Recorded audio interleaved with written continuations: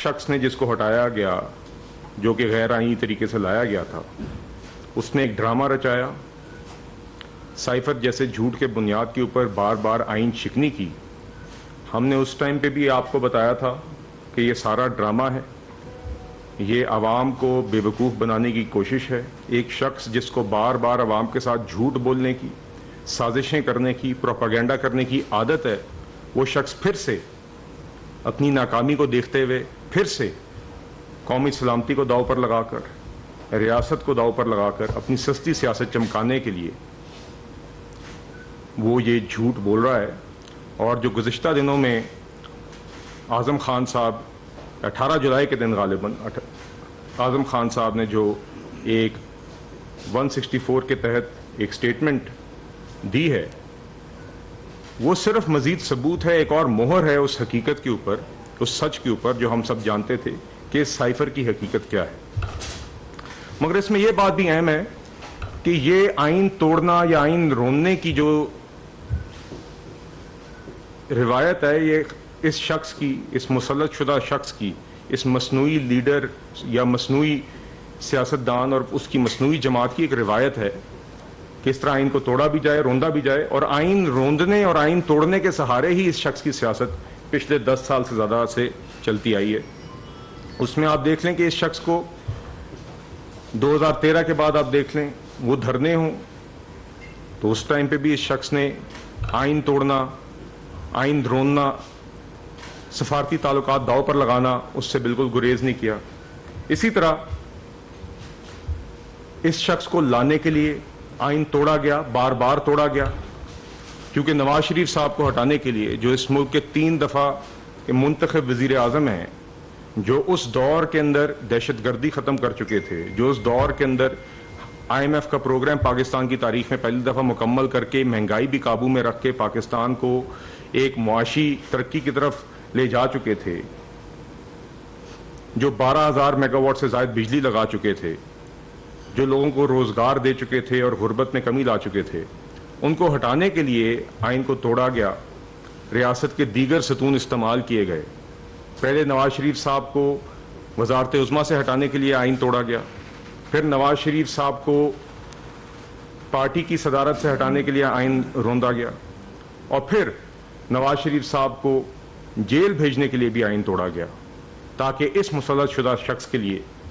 رستہ کلیئر کیا جائے. اور یہ بھی کافی نہیں تھا، پھر اس شخص کو مسلط کرنے کے لیے آئین پھر توڑ کر RTS ڈاؤن کیا گیا. تو یہ آئین توڑنے اور آئین روننے کا جو سلسلہ ہے، یہ اس شخص کے ساتھ عرصہ دراز سے جڑا ہوا ہے. اس شخص کی تو سیاست ہی آئین توڑنے پر اور آئین روننے پر چلتی ہے، اور یہ بار بار یہ شخص جو ہے اس نے دکھایا ہے کہ وہ اپنی چھوٹی سی سیاست چلانے کے لیے، ریاست کو داؤ پر لگانے کے لیے ہر وقت تیار ہوتا ہے. یہ ریاست کو نقصان پہنچانے کے لیے ہر وقت تیار ہوتا ہے. یہ ملک کو ڈیفالٹ کرنے کے لیے تیار ہوتا ہے تاکہ اس کی سیاست چل جائے. یہ ملک کے سفارتی تعلقات خراب کرنے کے لیے تیار ہوتا ہے اگر اس کی سیاست چل جائے. تو یہ تو ایک عمل نیا نہیں ہے، یہ پرانا ہے. سائفر بھی اس آئین توڑنے کی روایت کی اس شخص کی ایک کڑی تھی. سائفر جیسے جھوٹ کی بنیاد کے اوپر پارلیمان ڈیزالو کرنا بھی، سائفر جیسے جھوٹ کی بنیاد کے اوپر ایک آئینی vote of no confidence motion کو کچلنے کی جو کوشش تھی، اور اسی سائفر جیسے جھوٹ کی بنیاد کے اوپر پارلیمان کو ڈیزالو کرنا کی جو آئین شکنی کی گئی، یہ آئین شکنی بھی پہلی دفعہ اس شخص کی آئین شکنی نہیں تھی. یہ آئین شکنی کی روایت تھی اس شخص کی، جس کی ایک مزید کڑی تھی، اور اس شخص نے وہاں پہ بھی آئین شکنی روکی نہیں. اب آپ نے پھر سے دیکھا کہ 9 مئی کے دن جس طرح کے واقعات ہوئے، جس کا یہ شخص سرگناہ ہے، اس کے بعد IMF کا پروگرام آپ دیکھ لیں کہ حکومت اس کی جانے سے پہلے بھی اس نے اپنی شرائط توڑ کر ملک کو ڈیفالٹ کی طرف دھکیلا، اور بعد میں جب حکومت چلی گئی، جب موجودہ اتحادی حکومت نے انہی کا لیا ہوا پروگرام واپس بحال کرنے کے لیے، چونکہ اس وقت وہ معیشت کی ضرورت تھی اور ہماری مجبوری تھی، ہم جب IMF کو واپس میز پہ لے آئے تو اس شخص نے پھر سے اس کو سبوتاج کرنے کی کوشش کی. اس نے شوکت ترین کو حکم دیا، اس نے تیمور جھگڑا کو حکم دیا کہ یہ چٹھیاں لکھو تاکہ یہ پروگرام ہو نہ جائے، یہ ملک ڈیفالٹ سے بچ نہ جائے. تو آئین توڑنا، ملک کو نقصان پہنچانے کی روایت اس شخص کی پرانی ہے. اور اس میں یہ ضرور کہنا چاہوں گا کہ ایک ہی شخص ہے جو آئین بھی توڑتا ہے جو ملک توڑنے کی بات بھی کرتا ہے, جو معیشت کو بھی تباہ کرتا ہے, جو پاکستان کے سفارتی تعلقات بھی خراب کرتا ہے,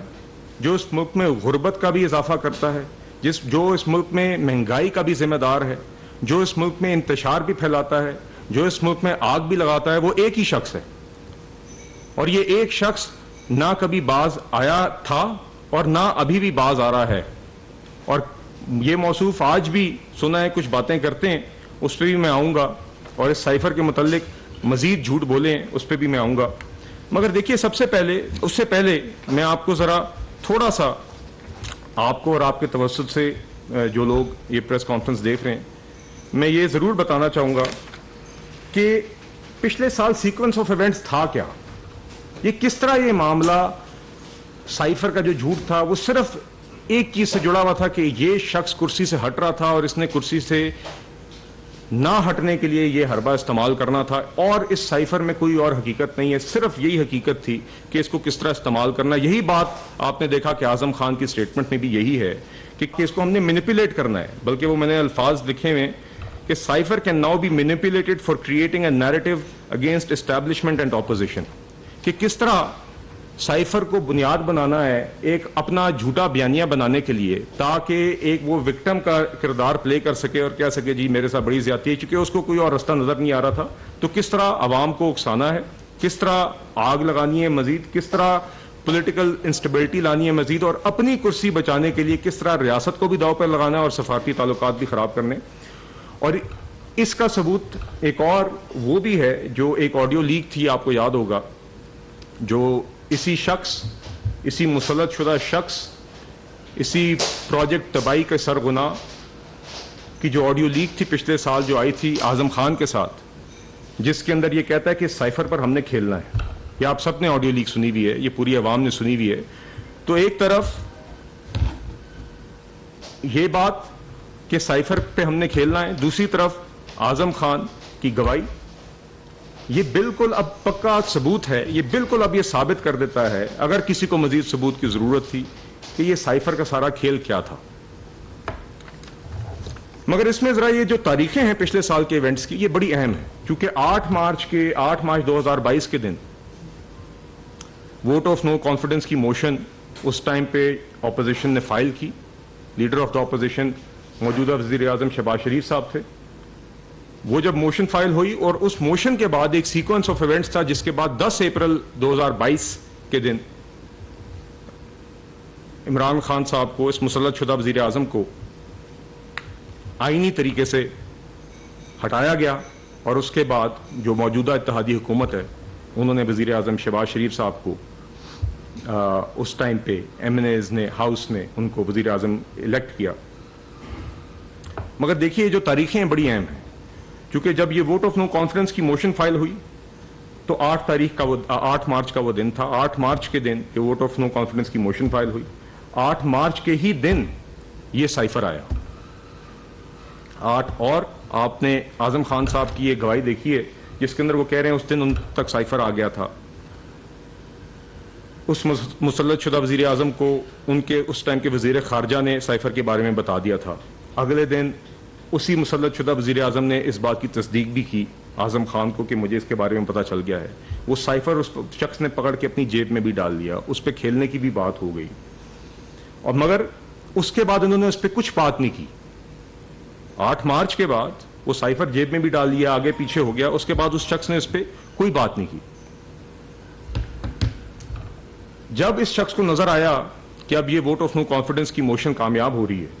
یہ ووٹ آف نو کانفیڈنس کی موشن واقعی میں اس کو ہٹا دے گی, تب یہ شخص یہ سائفر کو لہرانا اس نے شروع کیا. اور یہ تاریخیں ثابت کرتی ہیں. 8 مارچ کے دن یہ ووٹ آف نو کانفیڈنس کی موشن فائل ہوتی ہے. 10 دن بعد تقریباً 18 مارچ کے قریب یہ بات ثابت ہو گئی تھی کہ اس کے جو اپنے ایم این ایز تھے, بہت ساروں نے یہ واضح طور پہ کہہ دیا تھا کہ ہم اس کو سپورٹ نہیں کریں گے. جب اس شخص کو نظر آ گیا کہ اب یہ معاملہ جو ہے یہ اس کو ہٹانے کی طرف ہی جا رہا ہے, جو غیر آئینی طریقے سے یہ مسلط ہوا تھا اور مسلط رکھا گیا تھا, کہ اب اس کو ہٹایا جا رہا ہے, تو اس شخص کو تب سمجھ آئی کہ اب مجھے پھر سے وہی حربے استعمال کرنے پڑیں گے.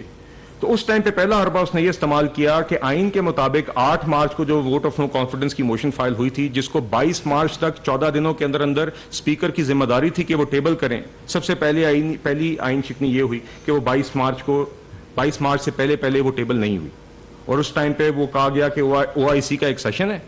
وہ اسد کیسر تھا جس نے، جو اس کا کارکن تھا، جو اس کا ٹاؤٹ بنا ہوا تھا اسپیکر کی کرسی کی، اس شخص نے بار بار سینکٹیٹی وائلیٹ کی اور اس دفعہ پھر سے کی. تو سب سے پہلے تو انہوں نے یہ کہا کہ 25 تاریخ کو اب سیشن ہوگا، جو کہ 22 سے پہلے ہونا تھا. 25 تاریخ کو جب سیشن ہوا تو اس دن بھی موشن ٹیبل کیے بغیر اس شخص نے ایڈجرن کر دیا، اور پھر 28 تاریخ کو فائنلی یہ موشن ٹیبل ہوئی، جس دن غالباً 161 ممبران نے کھڑے ہو کے اس موشن کو سپورٹ کیا، تو وہ موشن ٹیبل ہوئی. اور اس ٹائم پہ بالکل اس مسلط شدہ وزیر اعظم، اس مسلط شدہ ٹولے کو نظر آ گیا کہ اب ان کا وقت ختم ہو گیا ہے، اور اگلے 7-8 دنوں کے اندر جتنے بھی اب یہ ووٹ آف نو کانفیڈنس ہو جائے گا اور یہ ہٹایا جائے گا. تو تب اس شخص نے وہ سائفر پھر سے نکالا. اگر آپ وہ سٹیٹمنٹ دیکھیں، اور یہ 28 مارچ کا ہی دن ہے جس دن یہ موشن ٹیبل ہوئی، تو 28 مارچ کے ہی دن پھر ایک بنی گالہ میں میٹنگ ہوتی ہے، یہ اعظم خان صاحب کی گواہی ہے، جس میں فورن سیکرٹری نے یہ سائفر اونچا پڑا اور اس کے بعد اس کو منٹ کیا گیا. یہ اس منٹنگ کا ہی ذکر اس آڈیو لیک میں بھی ہے کہ اس کو ہم پڑھوائیں گے اور پھر اس کو ہم منٹ کریں گے. اور 28 مارچ کے بعد کیا ہوتا ہے؟ 28 مارچ کو موشن ٹیبل ہوگی، ان کو نظر آ گیا کہ اب ہمارے پاس 6-7-8 دن نہیں ہے کہ ہم کوئی اس میں فاؤل پلے کریں. تو 30 تاریخ کے دن اس شخص نے غالباً کوئی جلسہ کیا، 2 دن بعد موشن ٹیبل ہونے کے اور 2 دن بعد اس میٹنگ کے ہونے کے جس میں منٹنگ ہوئی، اس شخص نے یہ کاغذ لہرایا اور پہلی دفعہ اس سائفر کا ذکر کیا. 8 مارچ کے دن اس شخص کو یہ سائفر ملا، 30 مارچ کے دن یہ شخص یہ لہرا رہا ہے. اگر اتنی نیشنل سیکیورٹی تھریٹ تھی، اگر اتنی ہی مداخلت تھی، تو اس شخص نے 22 دن انتظار کیوں کیا؟ اس شخص نے اس لیے انتظار کیا کیونکہ وہ دیکھنا چاہ رہا تھا کہ vote of no confidence motion میرے خلاف کامیاب ہوتی ہے کہ نہیں. اس کا صرف اس بات سے جوڑ تھا کہ اس کو اگر نظر آ گیا کہ میں ہٹنے والا ہوں تو میں اس کو تب استعمال کروں گا. صرف کرسی پہ بیٹھنے کی بات تھی. اسی شخص ڈونلڈ لو کا نام جس کا اس نے بعد میں لیا، اس کو 8 مارچ کے بعد یو ایس ایمبیسی کے اندر دعوت بھی دی گئی، اور اس شخص نے بالکل اس چیز کے اوپر 22 دن کوئی بات نہیں کی. 30 مارچ کے دن جب اس شخص نے یہ کر دیا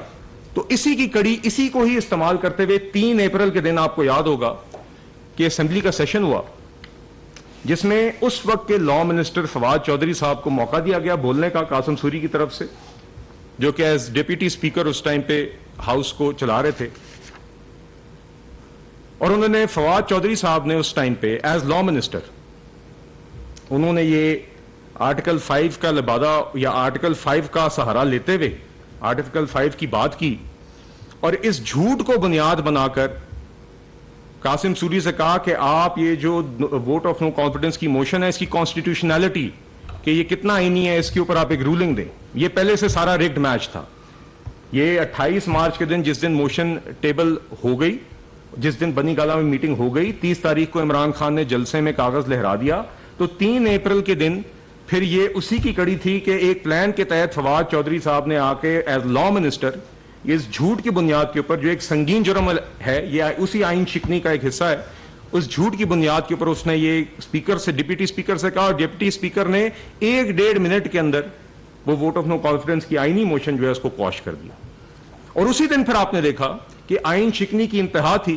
کہ اسی پھر گیپ کو ان نے بنا کر، کیونکہ یہ پلان کا حصہ تھا، پھر انہیں پارلیمان ڈیزالو کی اسی سائفر یہ جھوٹ کی بنیاد پر. اس سے بڑی آئین شکنی کوئی نہیں ہو سکتی. اور آپ نے دیکھا کہ اس کے 4 دن بعد ہی سپریم کورٹ نے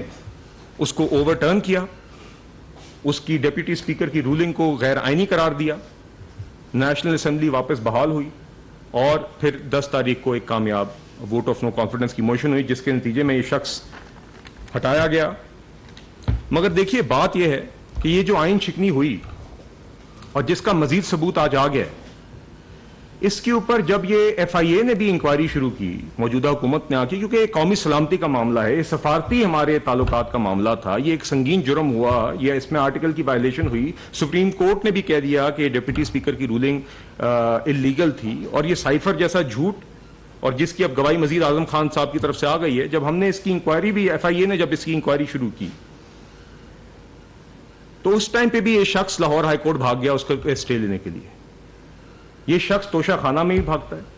یہ شخص فورن فنڈنگ میں بھی بھاگتا ہے, یہ شخص صرف کورٹ آتا ہے تو بیلیں لینے کے لیے آتا رہا ہے, کارکنوں کو کہتا رہا ہے کہ تم جیل بھرو تحریک کرو, خود بیلوں کے لیے صرف کورٹ جاتا رہا ہے, اور جب کورٹ جاتا تھا تو دھاوے بولتا تھا, کورٹ کا نقصان کرتا تھا. تو اس معاملے میں بھی وہ کورٹ سے اس لیے بھاگا کہ اس کو پتا تھا کہ یہ ایک جھوٹ تھا, اور جب یہ معاملہ کھلے گا تو یہ جھوٹ عیاں ہوگا. اور اس میں میں واضح طور پہ کہنا چاہوں گا, اور آپ نے دیکھا ہے کہ وزیر داخلہ نے بھی, وزیر قانون نے بھی اس پہ بات کی ہے, دیگر حکومتی لوگوں نے بات کی ہے کہ اب یہ جو سنگین آئین شکنی ہوئی ہے جس میں آرٹیکل 6 کی بھی وائلیشن ہے, جس کے اوپر کرمنل پروسیڈنگ بھی ہو سکتی ہے, اور اب یہ FIA ابھی اعظم